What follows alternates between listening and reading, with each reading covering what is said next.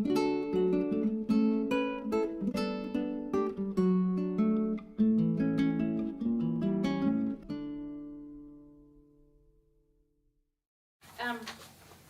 everybody. I see lots of new faces today, which is really great, and some familiar faces. So welcome. This is the Blue Ridge Community College Library. If you haven't been here before, we are, I would say, a hidden gem in the home of a seed library, which I started this year in January.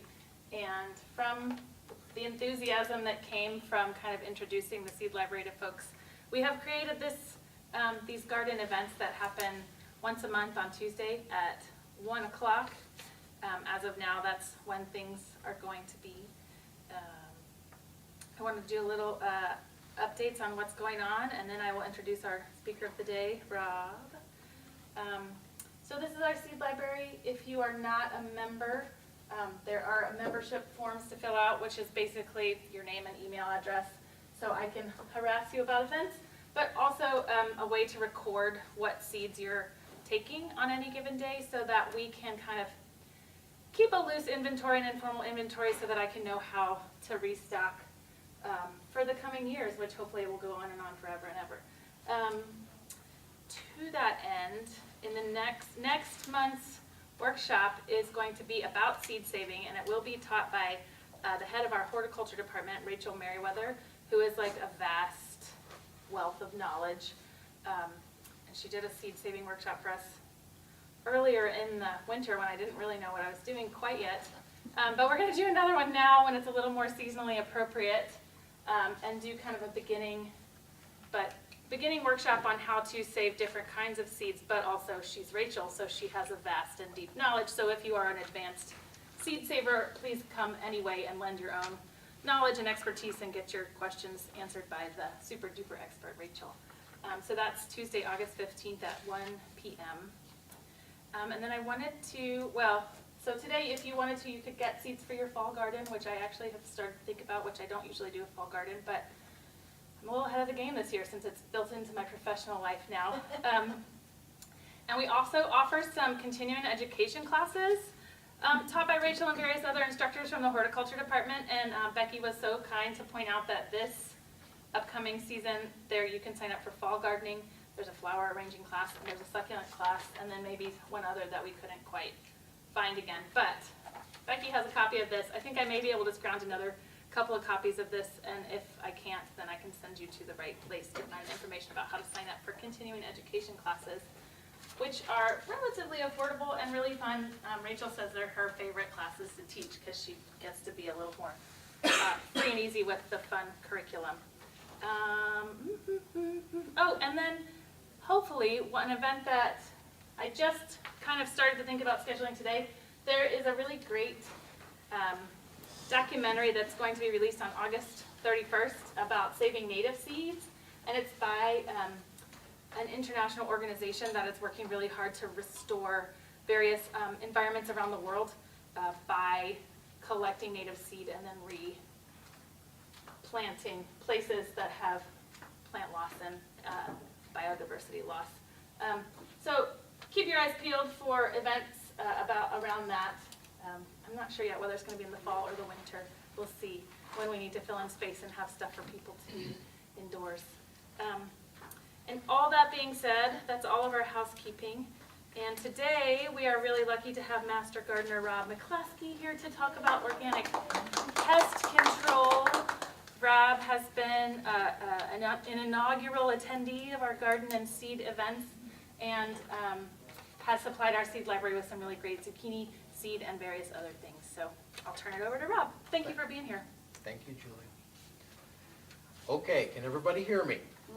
Okay, I got a pretty good boomy voice, but I may need to clear my throat a couple times, just having had lunch not too long ago.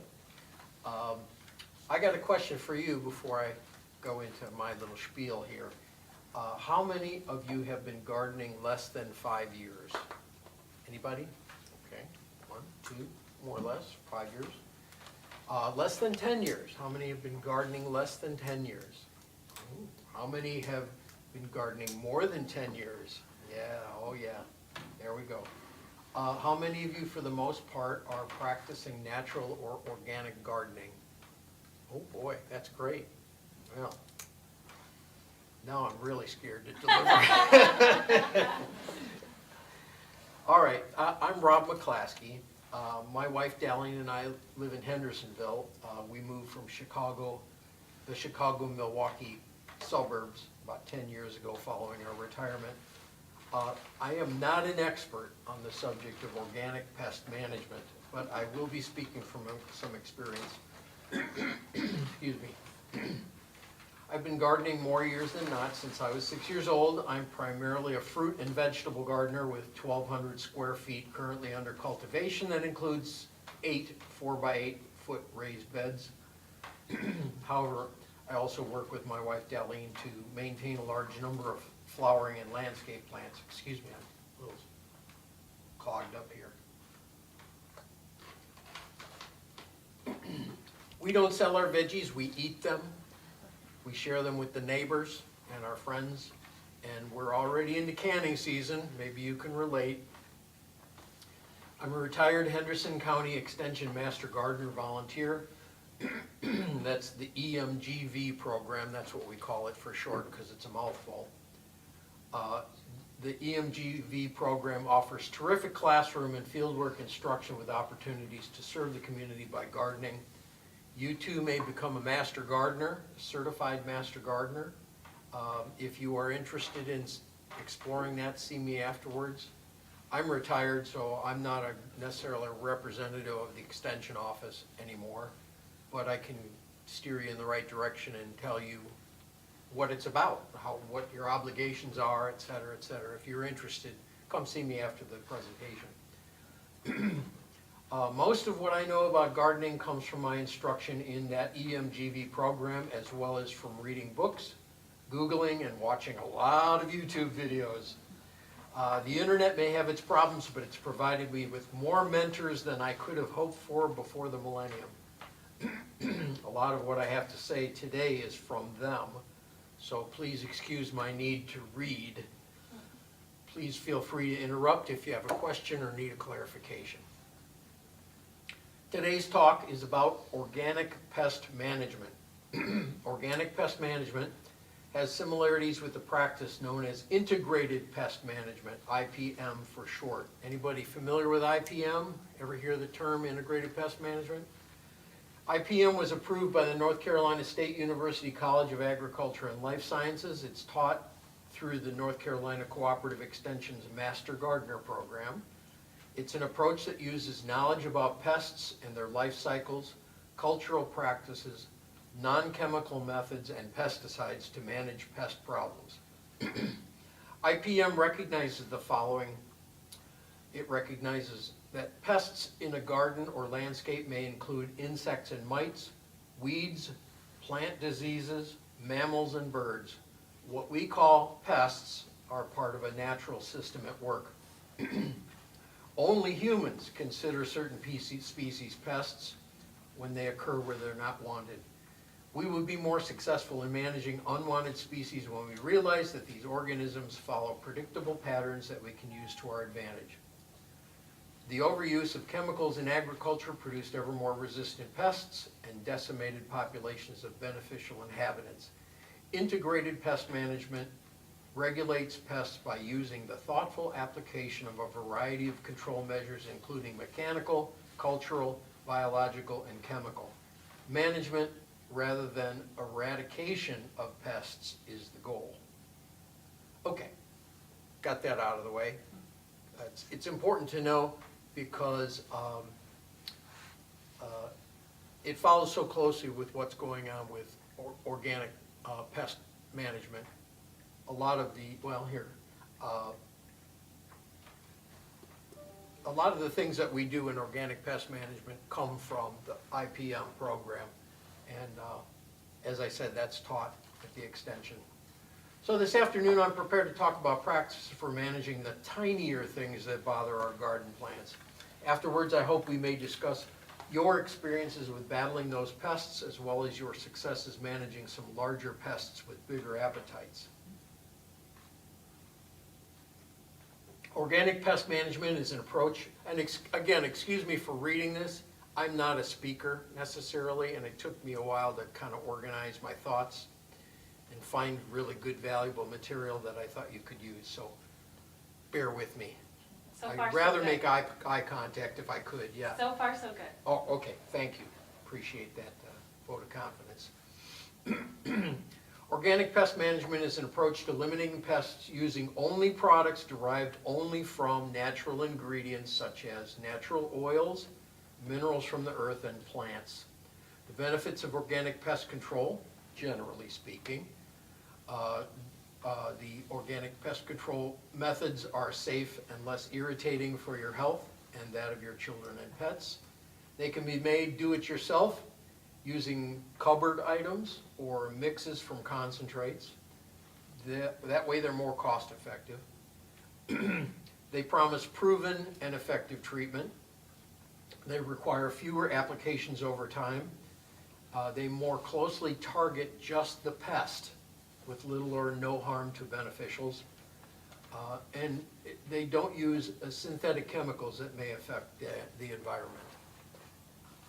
Pretty good reasons to go there, in my opinion. There are a good number of natural practices and products available that can be used to effectively control pests without the use of harsh chemicals. In keeping with the philosophy behind integrated pest management, those practices with the least impact should be employed first. Now I'm going to go over some of them, and I'm going to kind of go slow, so feel free to interrupt, ask a question. If you don't understand a word or whatever, stop me, okay? And again, this is starting from those methods with least impact. Companion planting. Being organic gardeners, I'm sure you're probably doing it to some degree already. They can be an effective organic pest management strategy. They deter pests. Certain plants act as insect repellents or deter critters.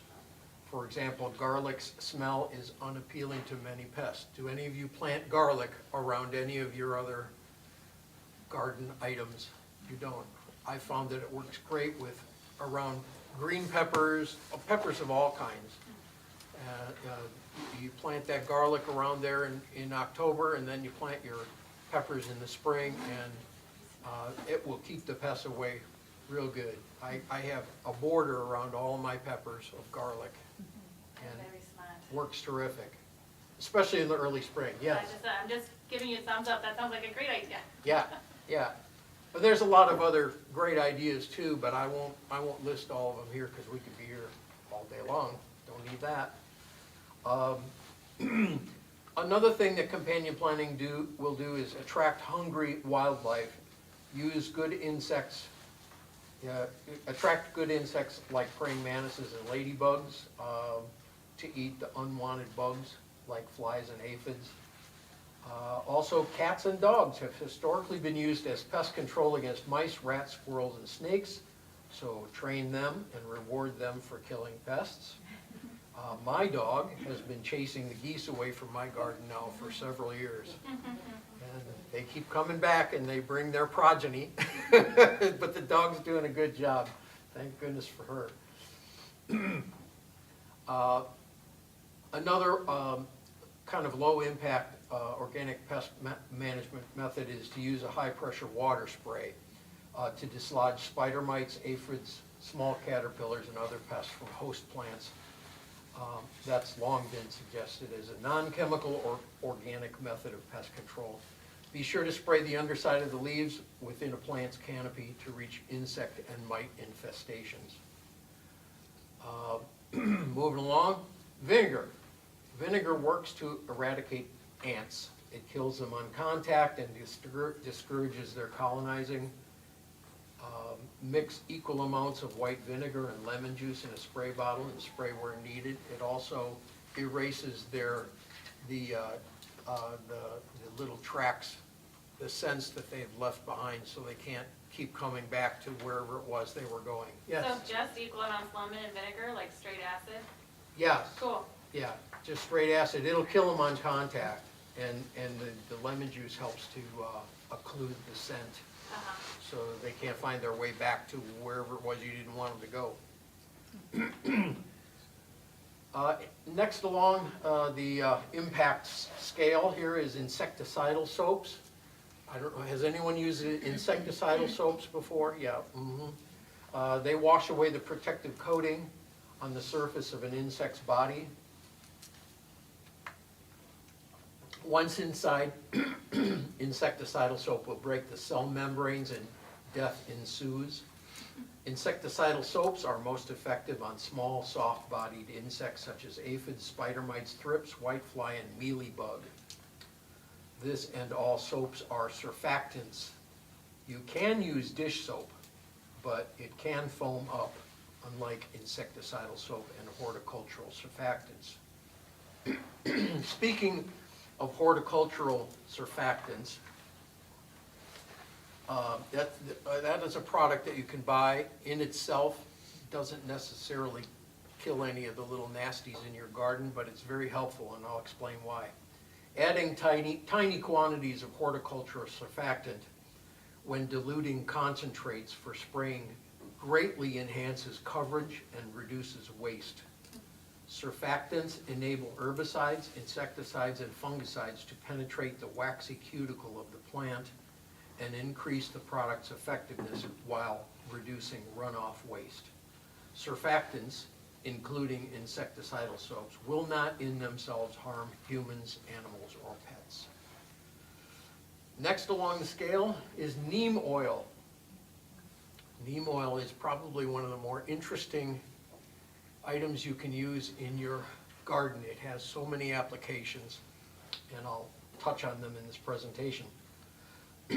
It's been used for centuries in India as a natural insecticide.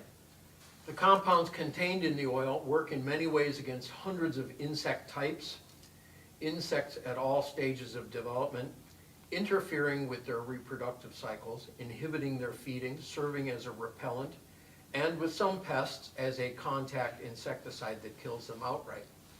Since neem oil only targets bugs who chew on leaves, neem oil insecticides are safe to use around butterflies, ladybugs, and most other beneficial insects.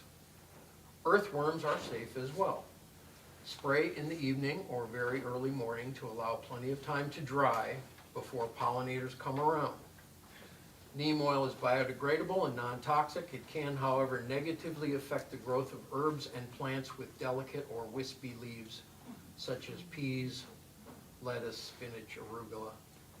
Spray is only effective for 2 or 3 days after it dries due to its biodegradability, and repeat applications may be required. That's neem oil, N-E-E-M. By the way, yes, I've got a question. I got 2 questions here. Go Yes, sir, ahead. first. I talked to another organic farmer who said to use canola oil in place of neem oil because it's way more cost effective. Is there any truth to that? Any- Can you confirm that? Yeah, anything, it depends on what pest is. I can see the point of using canola oil. It is very cost effective. And any oil on the exoskeleton of a bug will kill it because it can't breathe. Can't breathe through the oil. Yeah. And that's another reason why, you can use insecticidal soap, again, a surfactant, is because it coats the outer shell of the bug and the bug can't breathe. Great for killing Japanese beetles. Oh. Right after we applied the canola oil to our plants, like within a day or two, we got this like white fungus that showed up in the soil. Hmm. Do you think that's related to the canola oil? I couldn't say, I've never used it. Okay. I don't know. Yeah, is it, well, some kind of fungus? It was like a white fungus that showed up on the surface of the soil, so we thought maybe it was a byproduct of using the canola oil, because we didn't have it prior to the canola oil. Yeah, I don't know, maybe because it's a kind of food, I suppose, maybe there was some kind of fungal species that liked that thing, I don't know, I really couldn't say. Okay. Yeah, interesting though, thank you. Becky? Going back to the insecticidal soaps. Yes. Can you give some examples of what the surfactants, what those would be?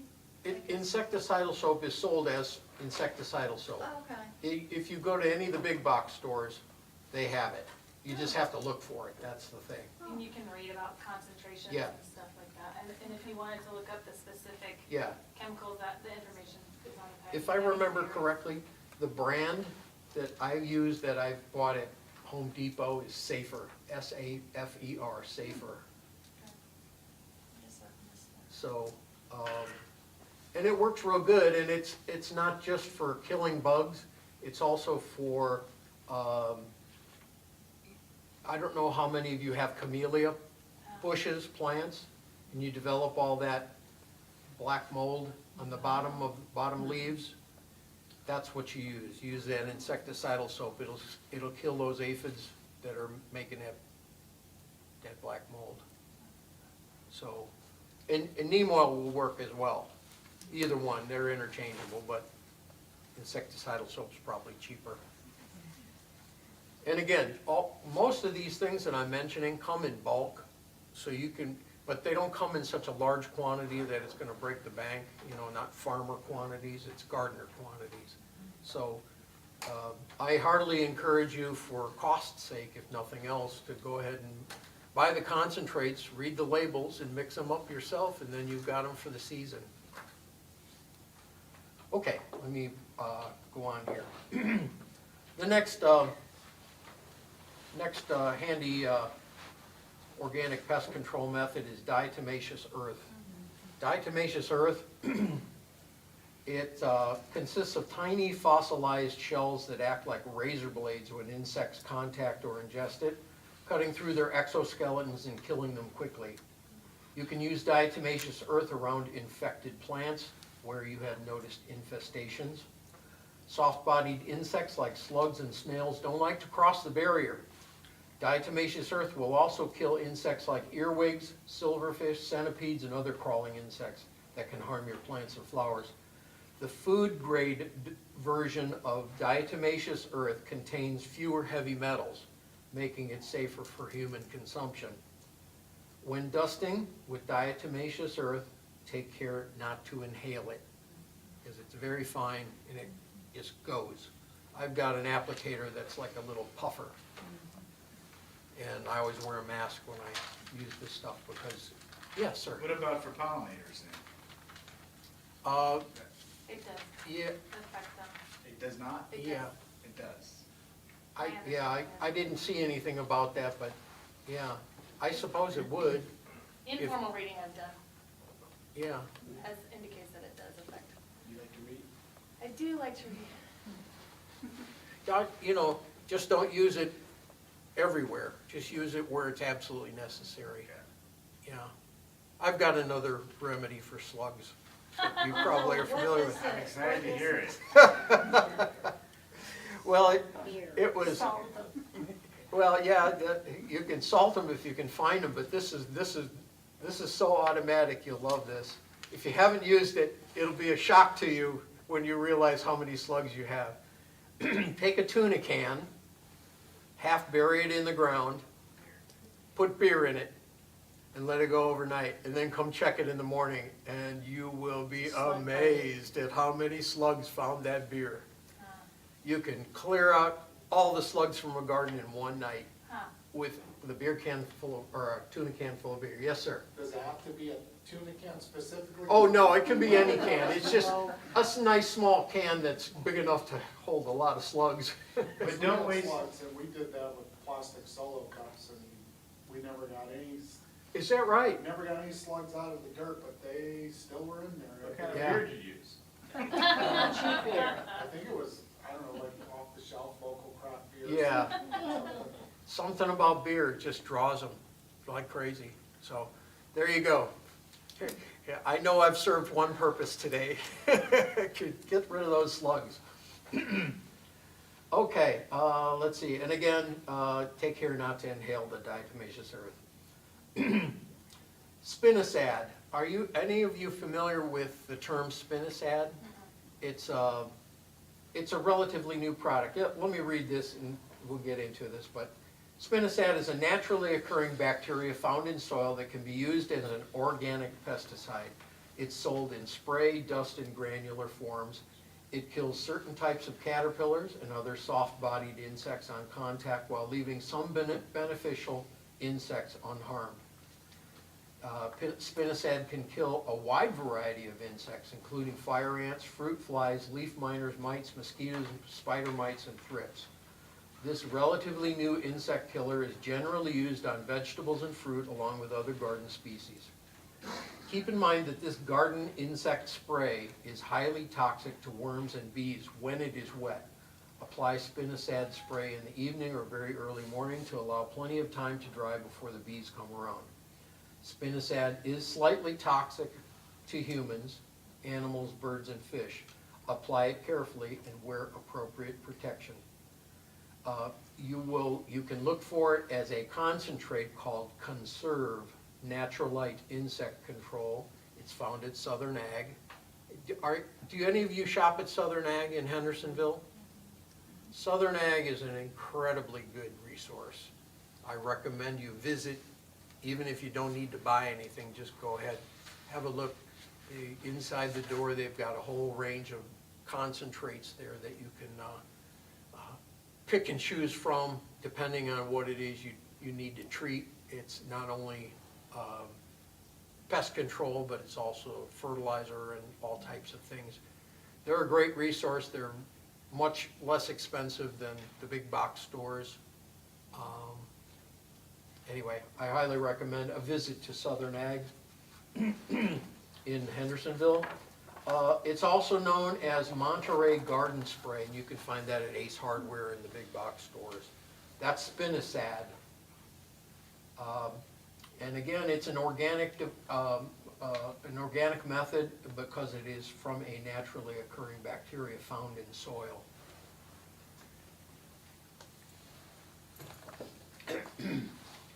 And like Spinosad, Bacillus thuringiensis, otherwise known as BT, is also a bacteria found naturally occurring in the soil. You'll know you need it when those little white butterflies start spending time around your brassica plants. You know those cute little white butterflies that flutter around your garden all the time? They lay the eggs and the little baby butterflies come out and they eat your leaves until they're completely gone in about a day and a half. They're just awful and they're hard to control, but if you use the BT, again, that's BT, and that's how it's advertised mostly because most people can't remember, Bacillus thuringiensis. It is specifically effective at killing a wide assortment of worms and caterpillars. In fact, I looked it up, but the prefix or the syllable thur, T-H-U-R, means caterpillar. I guess it's a Latin thing. When ingested, the BT produces a toxic substance that destroys the intestines of the worms or larvae.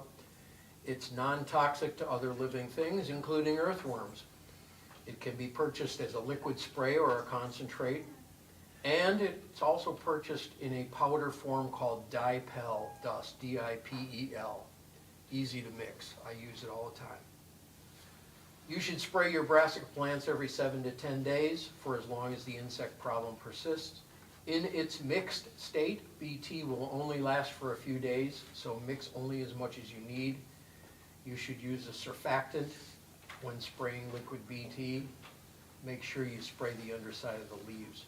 And again, I go back to the surfactants mainly because of this particular product, though it works on herbicides and other insecticides as well. If you've ever sprayed anything on broccoli leaf or cauliflower leaf, any time of the day, night or day, it just runs off because it's so waxy. And it's a surfactant that penetrates the wax. You don't have the runoff, you have more effective control. So, again, I learned about surfactants not too very long ago. Yes?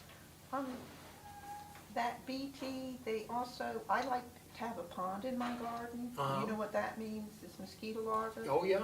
They make Yes, a product you can put in your pond, and I did a bunch of research on that before I would use it, because I like frogs and dragonflies and stuff. It right. doesn't affect them. It but only the affects mosquito The larva, target, you put that in, and I don't put nearly as much as they say to put in, I Yeah. just put a tiny bit. And the mosquitoes, larvas will all be dead within a few hours. right, And, I mean, the wildlife drink out of it, the frogs that's do right. fine, everything, so, and it is the same BT, I Yeah, checked. it's Bacillus israelis, if I remember, Israel something. Mhm. BTI is what, the reason I know that, I worked for Abbott Labs for 30 Yeah, years, it's and they something- used to make it. Yeah, something like that, it's great. Yeah, yeah, it's great, and it works great. It kills the larva, it doesn't kill the mosquitoes. Right, so but the FYI. larvas- Yeah, so if you put it in a body of water, pond or stream or whatever it is, it will multiply, and, you know, the larva will uptake it and will kill them, and you'll definitely organically reduce your Mosquitoes. your mosquito population. Yeah, but it doesn't hurt bees or butterflies and things like that. So That's right.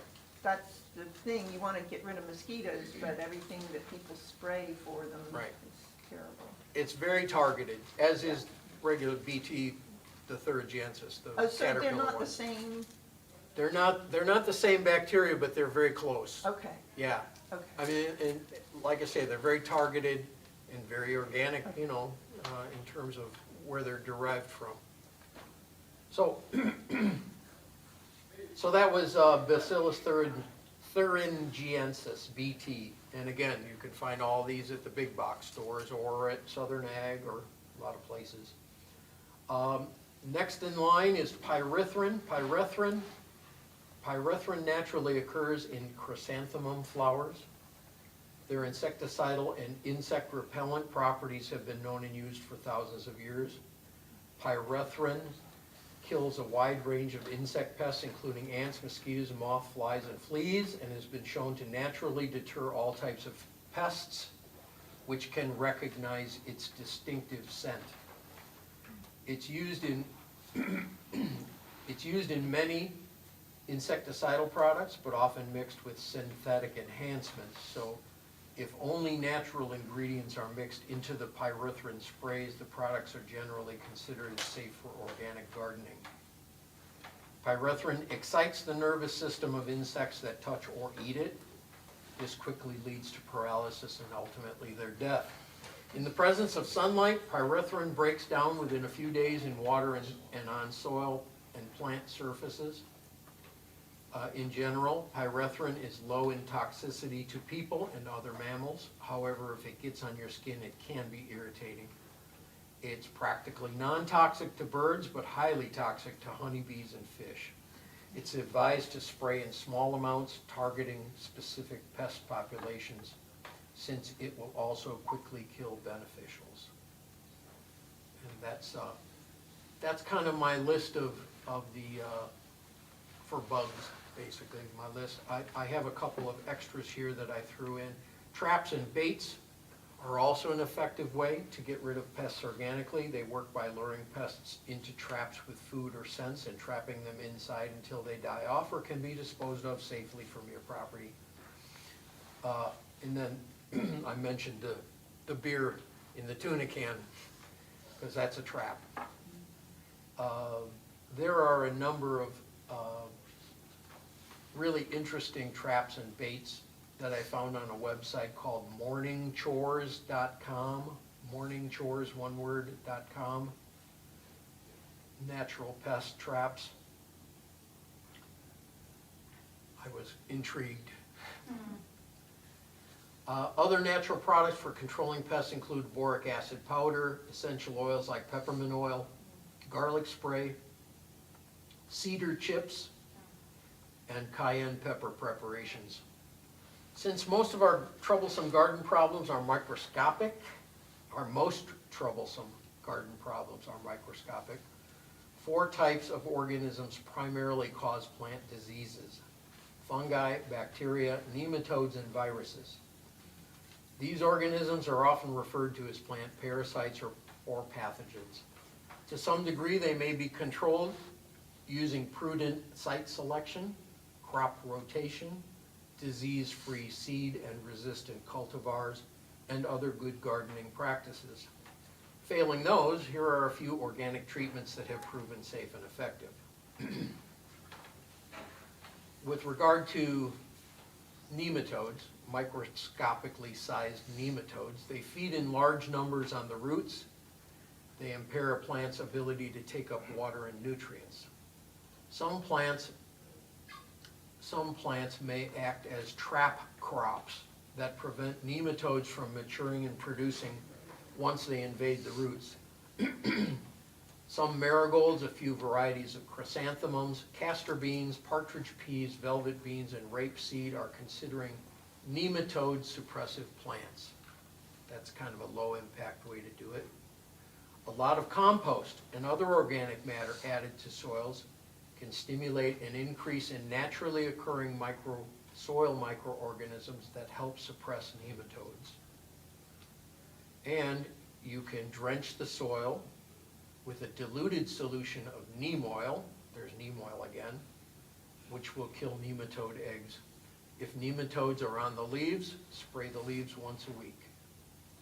I'm not sure how you'd know nematodes were on the leaves since they're microscopic, but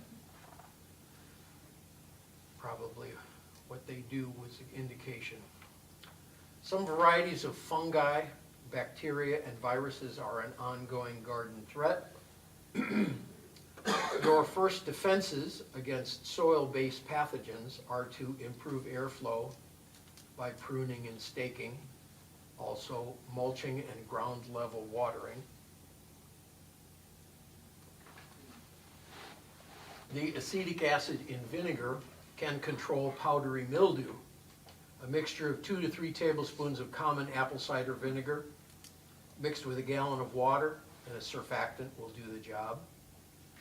For a homemade fungicide, mix 1 heaping teaspoon of baking soda with 1 gallon of water, add a little surfactant, and spray on the foliage. Foliar sprays containing neem oil extract are also used to prevent and treat fungal and bacterial diseases, powdery mildew, rust, and scab. And then we get into one that I found it over at Southern Ag, and I've been using it now for about 4 years. It's a beneficial bacteria called amyloliquefaciens. And I'll give you some brand names in a minute, but amyloliquefaciens, the bacteria, is applied as a root drench. And it puts bacteria in your soil, and this bacteria has the capability of colonizing itself on plant roots, putting it in a prime position to outcompete pathogens for growth on the plant. These bacteria fertilize the plant by providing nutrients that are in short supply and producing chemicals that induce the plant to grow.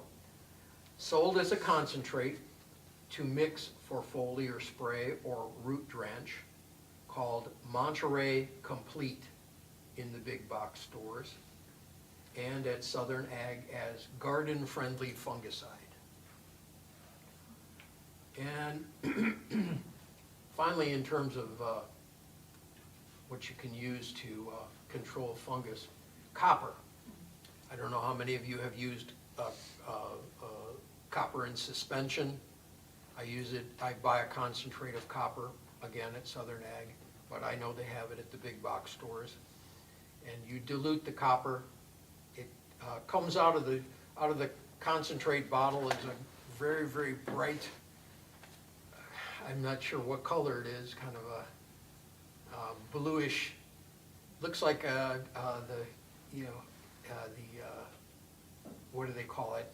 What happens to a penny when it's been left out? It turns all green. That's the color in the bottle, and then you you put the water in it and water it down. Diluted and applied in a foliar spray, copper prevents fungal spores from germinating. It is considered by some to be the only currently approved organic option shown to have worthwhile efficacy against diseases such as late blight. If you're tomato growers, try copper. I've been using it now for a while, and I can get my tomatoes to stay relatively upright until September, October. I used to be able to do it up north. I come from Chicago area, and the soil there is completely different. We don't have the blights. And I used to be picking tomatoes in October and November. I came down here, and my first crop of tomatoes, it was like gone by August. So I've been looking for all kinds of ways, including the amylo liquefations and the copper, to keep my tomato plants going. Is the copper a foliar spray? I think you can buy it pre-made, pre-mixed, but I recommend the concentrate. It's a foliar spray, yes, ma'am. And again, it's one of those sprays that works best if you can spray under as well as over. But it's been pretty effective for me. It doesn't cure everything that can affect your tomato plants and your nightshade plants, but it does a pretty good job preventing the blight. I really haven't had any blight that I can call for sure blight in a few years now because of what I think is the copper. Also, another tip, this is not so much, I guess it could be considered pest control. I didn't list it in my talk, but what has become very popular in terms of treating nightshade plants to be pest, or more to the point, disease resistant, is a dilution of aspirin sprayed on the leaves. You just buy low-level aspirin. You don't have to buy extra strength. Crush it up so it's a powder. Put 1 or 2 of them in the bottom of a gallon jug, fill it with water, shake it up real good, and spray that. It has been proven that aspirin contains salicylic acid, thank you, appreciate it. And salicylic acid produces an immune response in plants that is similar to the immune response that is triggered when a pathogen invades the plant. But what you're doing is keeping it on high alert at all times. So that's another little thing you can use to keep your tomatoes and your peppers and potatoes and nightshade plants healthy.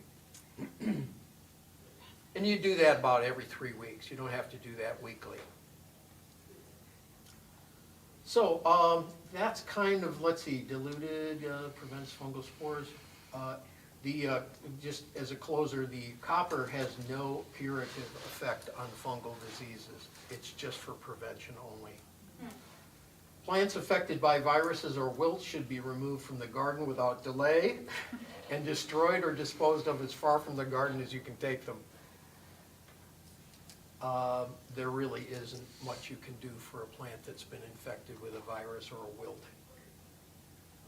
The organic pest management treatments I've mentioned in my talk are all commonly used and available locally in small enough quantities that they would not be prohibitively expensive for most gardeners. Always read and follow directions, the package directions, for safe and effective usage. Will you Yes. remind, I know that there is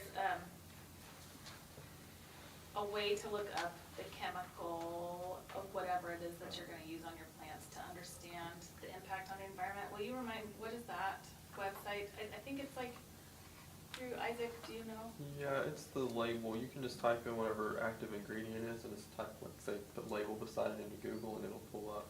And then it'll show you like the half-life and blah, blah, blah. Yeah. To understand how it affects fish populations or like, downstream sorts of things. Which is maybe less of a thing for organic gardening, but for example, if you have to poison your privet, I found it helpful. I wish I had that in my presentation. I don't, I'm afraid, but I did include a mention of the Organic Materials Review Institute, OMRI. If you've ever purchased a certifiably organic product, it would have, more than likely have an OMRI label logo on the label, OMRI. The mission of the Organic Materials Review Institute is to support organic integrity by developing clear information and guidance about materials so that producers know which products are appropriate for organic operations.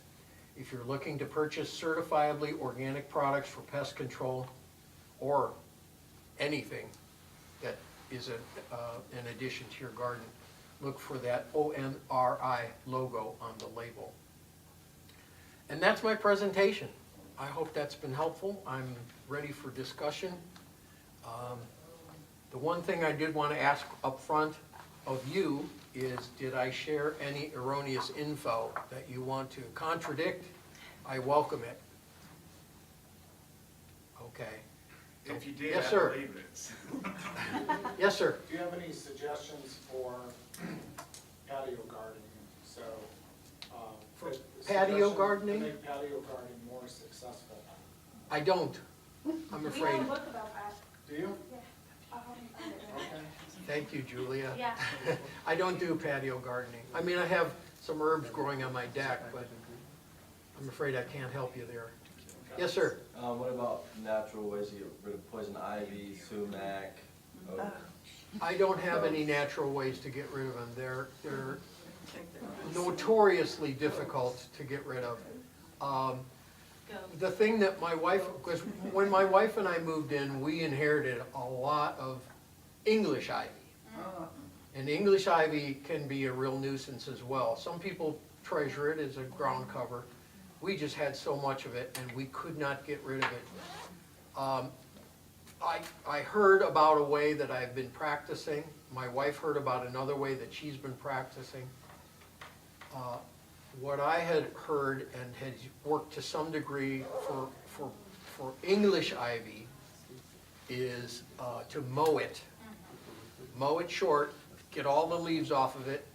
Don't worry about the vines, let the vines grow back, but the young leaves, if you spray them with Roundup or Crossbow or one of the, heavy 2,4-D products, that will kill it back to the root, okay? It's not organic, but there's really no way to get around it. And with regard to poison ivy, again, I just go ahead and bring out the big guns. That's all you can do. And 2,4-D will kill it, Yeah. but it's not organic. 2,4-D has been demonstrated to be relatively safe as a chemical product for generations now. Crossbow has 2,4-D in it, and a lot of the products, over-the-counter products you can buy are 2,4-D is the active ingredient. Or you can find someone who's not allergic and pay them to pull it out for you. Or hire goats and Yeah. pull it out for yourself. That's right. That's right. That's about it. Yeah, and if you've got any climbing on trees or climbing up anything, get rid of it. Get rid of the poison ivy, because more often than not, that's where the spread is coming from. That's where the birds get it, off the trees, the berries and all that stuff, so. Anyway, I Any use other- Crossbow, and I painted it. Yeah. A little paintbrush. yeah, Or I'll cut the end and I'll dip it in the solution so it's not Right. spraying everywhere. It's kind of tedious, but yeah, And the concentrated. yes. Yes, I mean, that's what I've done. You cut it and then immediately paint it with a little paintbrush right on the cut. yeah. And that. It doesn't take much to do it. Get back. And that's a lot more effective, or at least safer way of applying it than spraying it. You know what I did?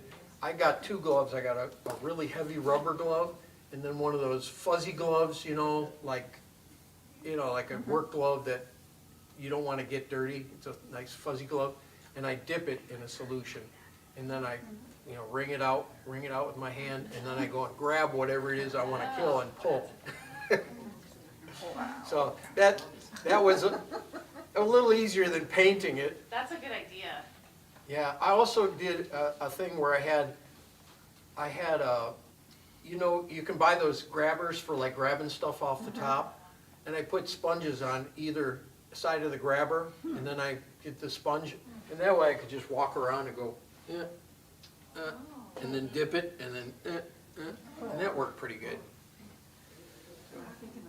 So, I'm kind of confused about your gloves. yeah, Did you have a glove I had The rubber glove I had a and rubber then the glove and fuzzy then another glove over it, yeah, so I didn't get the chemical on me, on my arm. Like a winter glove kind of? Yeah, I don't know how to describe it. It was a glove that I used to be able to buy up north.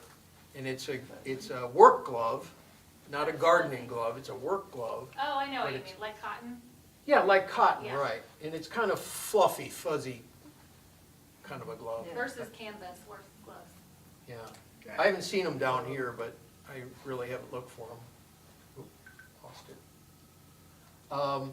Any other questions, general? Yes, in the back. Have you ever heard of a pesticide that's called Surround Clay? Surround clay. No, I have not. Can you offer some info on it? We just heard it from a sunflower farmer. They use it in their herb garden, and I've done some research on it, but I just figured I would ask you. Huh. We haven't heard of it either. Well, there is a clay, and I have some, but I haven't used it. I just inherited it from another gardener who has now retired from gardening, called kaolin clay, Kaolin, kaolin clay. Yes, And there's- that's it. Oh, that's it? Surround is the brand name, Oh, sorry. Surround is the brand name, okay. And kaolin clay, there's two different kinds. There's cosmetic quality, because it's used as a mask, and then it's also powder so that you can, suspend it, dilute it, and suspend it, and then spray it on things. And it makes it hard for the bugs and the fungus and all the different things to adhere to the leaves, because it's got this very thin coat of clay. Yeah, that's right, clay particles on it. And you have to do it every week or so. I mean, it's not something, and if it rains, you have to do it again and that kind of thing. But it's a definitely organic treatment. I didn't know about Surround though. That's a new one to me. Okay. Yeah. You did briefly touch on Japanese beetles, Mm-hmm. besides picking them off. Right, yep. What am I gonna do? That's the most effective way, is just find them, brush them off into a little cup of soapy water. I've done that a million times. I had a huge raspberry patch where I lived up north, and those Japanese beetles.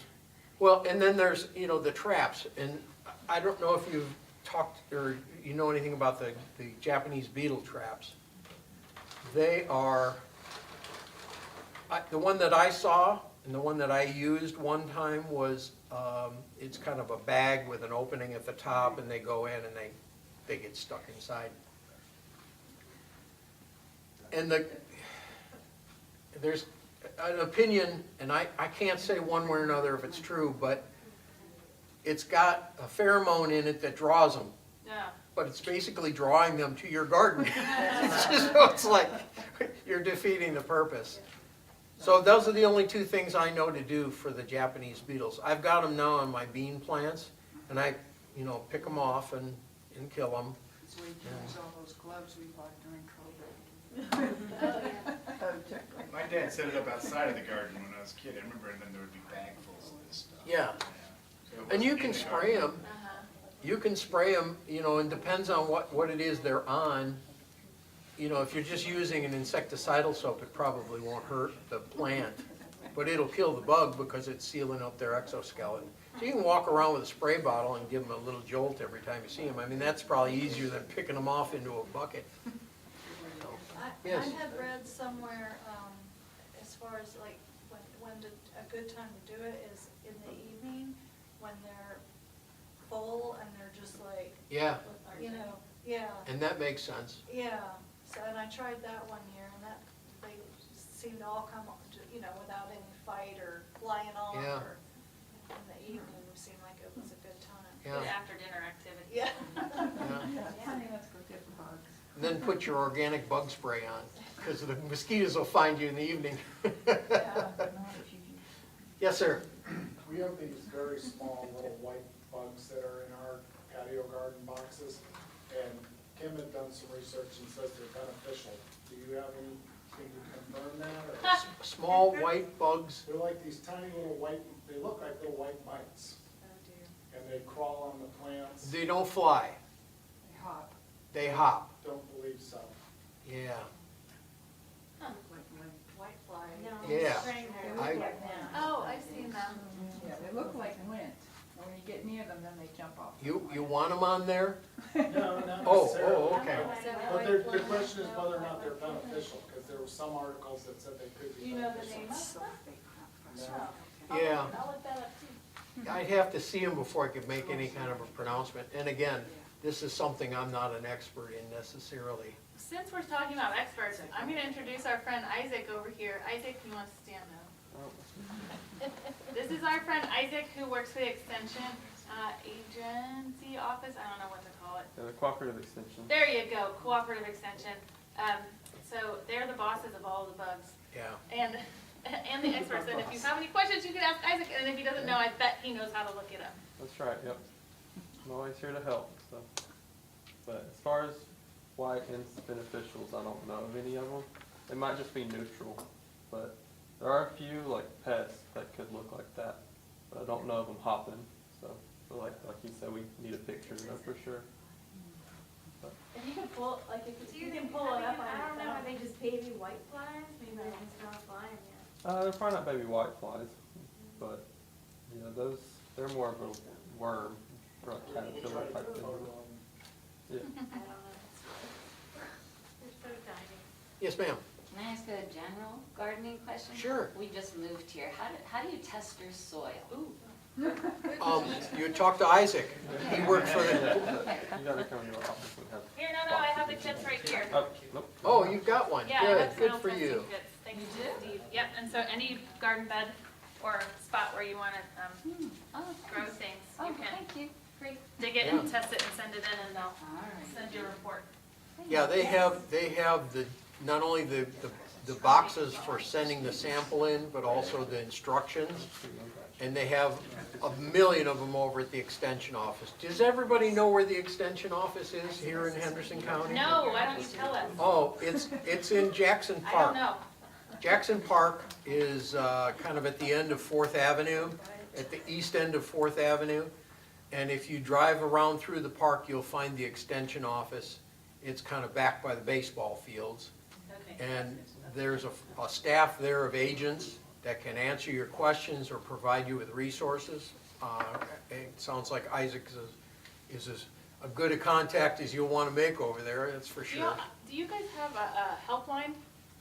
We have our office phone number, which I can just tell everybody. That was just me. It's 828-697-4891. And when you call, just ask for like me or Steve. Yeah, What? yeah, tell Steve Rob said hi. Right, I will. We're old pals now.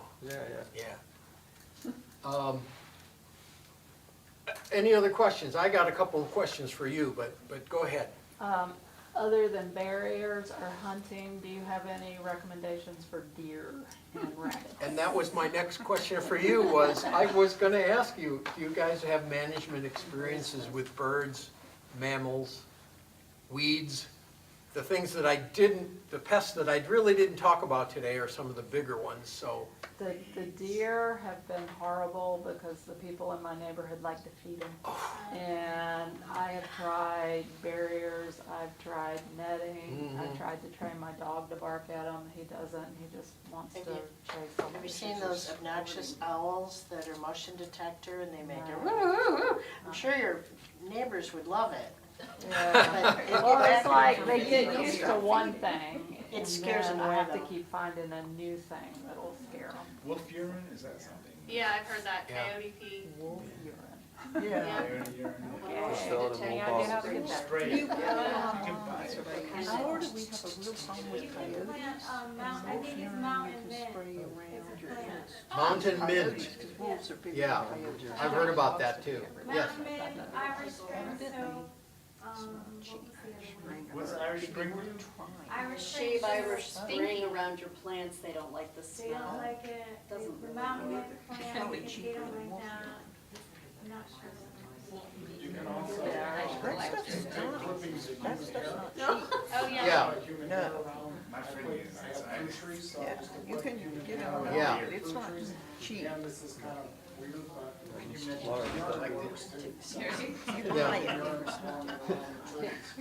I have a big fluffy dog, and every time I get her haircut, I keep the hairs.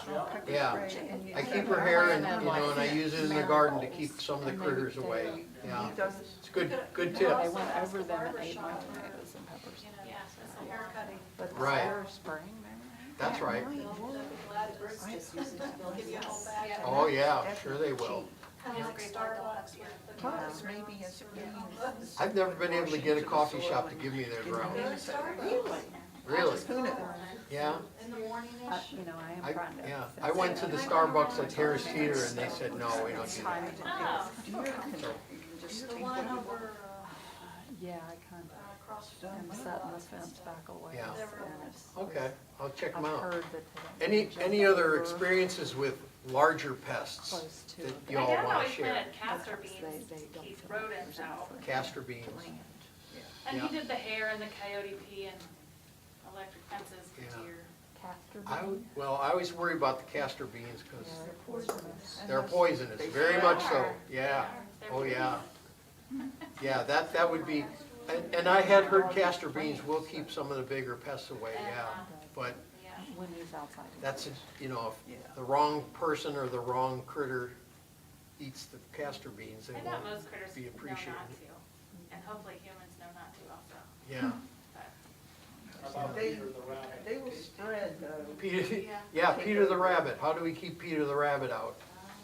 Yeah, anybody got good tips? Raised beds. Yeah, goals, yeah. I had one that was trying to make a nest in my peas early in the spring. Uh-huh. So I put up netting, thinking it wouldn't, you know, I did it pretty high. Yeah, Went over that. Oh my gosh. So I had to actually do the top, the whole thing. wow. Phooey. Yeah, I've had problems with groundhogs, squirrels, deer, rabbits, you name it, they've come to bug me, and my garden is a fort now. Yes, sir. So, I was told that juicy fruit gum gets rid of moles I've and heard that groundhogs. too. You break it up and put it in In their their hole, yeah. and they'll eat it. Find the hole. Yeah. Then they will no And there's a longer lot, be a problem. the thing for Huh. a reason. Really? Juicy fruit. Juicy fruit Yeah, gum, you I've just heard stick that juicy too. fruit gum down in the holes. They eat it, does it kill them or does No, I didn't wanna say that, but yeah, they don't dig holes anymore. Moles or voles? All the little ground things, 'cause they eat it and they can't digest it. Okay, now tell me how you find the holes. Wow, they're all over. the I mean, place. I Like that see, thing I that's see just the sinking little in the ground. runners, I but guess you could cut it off. Yeah, that would be the trick though, because I don't think moles go backwards through tunnels. It's not like you can find a tunnel and put something in there, but maybe, I don't know. That's why I didn't really talk much about the bigger pests, is because I really don't know too much about them at all. I've had to suffer them just like y'all have.